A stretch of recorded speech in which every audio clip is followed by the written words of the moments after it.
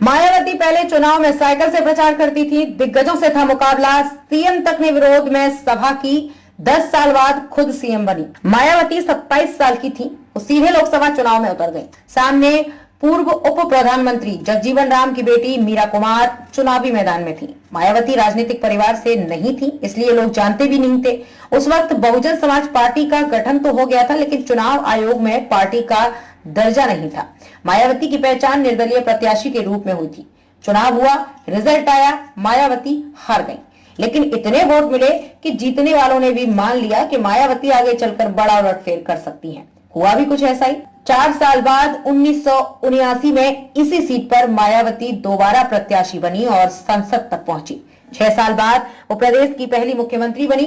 बसपा बन गई थी, लेकिन मायावती निर्दलीय लड़ी। 14 अप्रैल 1984 को काशीराम ने बहुजन समाज पार्टी बना ली।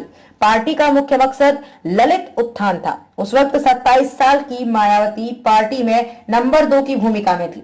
पार्टी के विस्तार के लिए जनजागरण अभियान शुरू किया।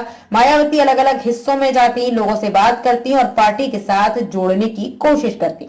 तब तक पार्टी के चुनाव लड़ने के बारे में नहीं सोचा था।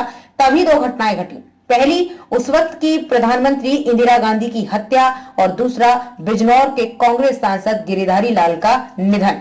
उस वक्त बसपा का जनजागरण अभियान बिजनौर की तरफ चल रहा था, इसलिए काशीराम ने तय किया कि उपचुनाव में मायावती को उतारा जाए। उस वक्त पार्टी तो बन गई थी, लेकिन आयोग में रजिस्टर्ड नहीं हुई थी। मायावती ने निर्दलीय चुनाव लड़ने का फैसला कर लिया। बिजनौर की सीट आरक्षित थी, लेकिन लड़ाई आसान नहीं थी।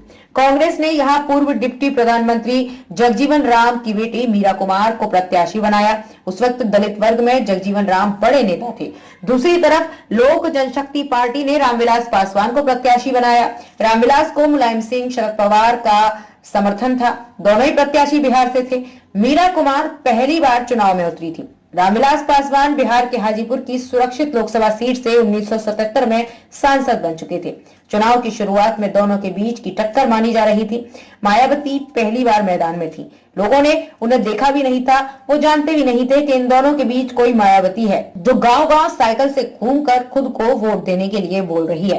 मायावती की जिंदगी पर बहन जी नाम से किताब लिखने वाले अजय बोस लिखते हैं, मायावती अपने भाषणों में लोगों से पूछती थी कि 1952 से पहले चुनाव के बाद से हर चुनाव में 75% दलित वोट कांग्रेस के ही रहे, लेकिन एक भी मुख्यमंत्री दलित वर्ग से नहीं है।